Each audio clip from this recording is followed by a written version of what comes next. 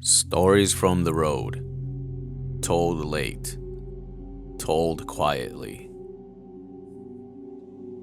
By 1996, Terry and Gwen Sherman had seen enough. The ranch that was supposed to be their forever home had become something they could barely explain. Strange lights, missing animals, cattle mutilations, and things moving in the dark that nobody could identify. That same year, billionaire Robert Bigelow bought the property and brought in a team called NIDS, the National Institute for Discovery Science. This was not a group of random ghost hunters. These were scientists, researchers, and investigators trying to study the ranch in a serious way. Terry Sherman stayed on as ranch manager because the team knew science, but Terry knew the land. By September, NIDS had people stationed on the ranch around the clock. They set up observation points, they used dogs as living sensors, and they began looking for natural explanations. Electromagnetic fields, environmental causes, geological activity. Anything that could explain why this one piece of land seemed to produce so many impossible stories. But then came March 9th of 1997, a date that would become one of the darker entries in the ranch's history. By then, Gwen Sherman had mostly stopped coming onto the property. But that day, she was helping Terry tag calves. They tagged one calf near the homestead, then moved about 300 yards away to work in another area. Not long after, their dog began to growl toward the house.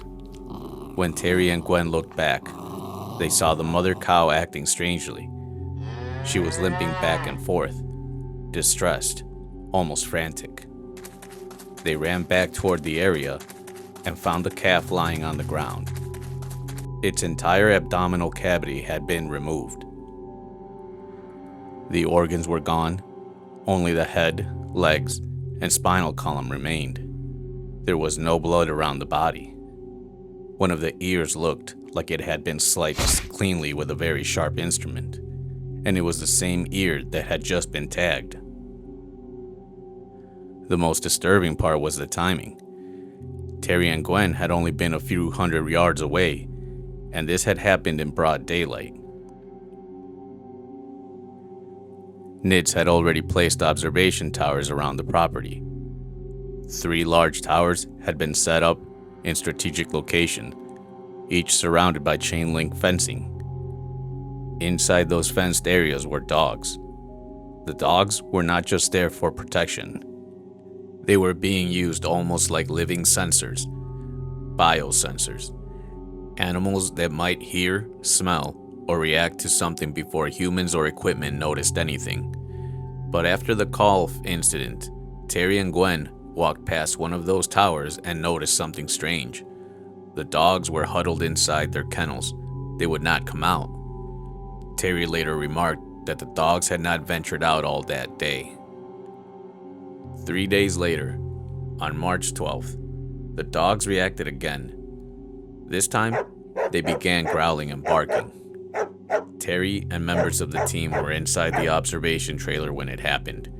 They piled into a pickup truck and drove toward the disturbance. When they arrived, they saw something in the trees. A pair of glowing yellow eyes, about 20 feet up. Terry grabbed his rifle. He reportedly said, "I'm not gonna let it take another calf." Then he fired. A loud thud was heard, like something had fallen from the tree. Terry and the crew drove closer to the cottonwoods and stopped about 40 feet away. They began searching the area, then Terry shouted, "I see it!" 2 more shots rang out. Whatever it was moved through the trees and disappeared. Later, the team found 2 large footprints. They were about 14 inches long, roughly 20 feet apart, and they had huge claw marks pressed into the ground. Terry said it looked like a dog, but walking on two legs. Then, on April 2nd, one of the strangest and most famous incidents of the NIDS era took place. It involved 4 of Terry's prized black Angus bulls. He had temporarily moved them back onto the property out of convenience. Gwen was with him that day, helping with a few jobs around the ranch. At one point, she looked at the bulls and casually said it would be devastating if something happened to them. Later, Terry and Gwen went to the west end of the ranch. They repaired a broken fence line and tagged a couple of calves. The work took no more than an hour, but when they returned to the homestead, the bulls were gone. All 4 of them. The corral was still locked. Nearby was an old trailer. Terry climbed onto a feeding trough and looked through one of the trailer's skylights. And there they were. All 4 Black Angus bulls were inside the trailer, crammed into a space that barely seemed large enough to hold them. They were standing completely still, almost like they were in a trance. Terry shouted to Gwen, "They're in here." and as soon as he yelled, the bulls seemed to snap out of it. They realized where they were. Then they panicked. They began kicking, thrashing, and slamming around inside the tiny trailer. Eventually, Terry and Gwen got them out, but it took more than an hour to calm them down and coax them back into the corral.